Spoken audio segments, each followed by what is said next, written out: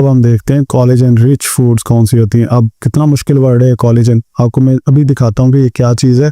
आप कहेंगे यार ये तो बहुत इंपॉर्टेंट चीज़ है। ये हड्डी नज़र आ रही है आपको, ये वाली हड्डी, इस हड्डी के अंदर ये हमने ऊपर वाला हिस्सा उतार दिया, उसके अंदर कुछ इस तरह से होता है हड्डी के अंदर, ये कुछ नज़र आ रहा है। अब इसको ज़रा देखें, ये उसके अंदर वाला हिस्सा है, ये हड्डी के अंदर वाला हिस्सा है, ठीक है।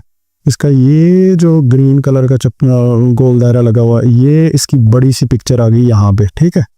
अब ये जो छोटा सा गोल दायरा लगा हुआ ना, इसकी बड़ी सी पिक्चर आ गई ये, ठीक है। यानी हड्डी के अंदर से हमने एक पिक्चर ली, फिर उसके अंदर एक पिक्चर ली। तो ये जो आपको यहाँ पे नजर आ रहे हैं ना फाइबर, धागे, इन्हें कहते हैं कोलेजन फाइबर स्ट्रक्चर।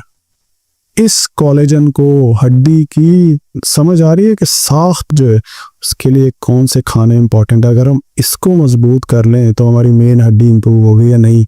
इसीलिए मैंने अभी शुरू में बताया था ना, collagen along with hyaluronic acid forms the intercellular cement. ये हमारे हड्डियों का सीमेंट है, समझ आइए।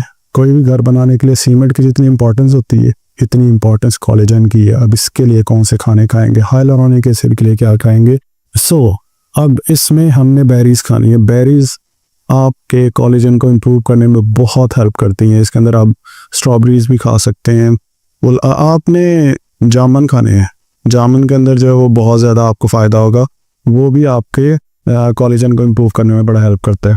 इसके अलावा लहसुन और गार्लिक जो आपने यूज़ करना है, उसका बहुत ज़्यादा फ़ायदा है आपको कोलेजन इम्प्रूव करने में। इसके अलावा इस तरह की सब्जियां जो येलो या फिर रेड कलर की जो सब्जियां होती हैं, जैसे गाजरें हो गई हैं, और फिश साथ में अच्छे से इसके ऊपर निचोड़ दें लीमू, ताकि विटामिन सी भी टिका के हो इसके अंदर, तो आपको बहुत ज़्यादा फ़ायदा होगा। आपके कोलेजन को बनाने के अंदर बड़ा इसका फ़ायदा होगा।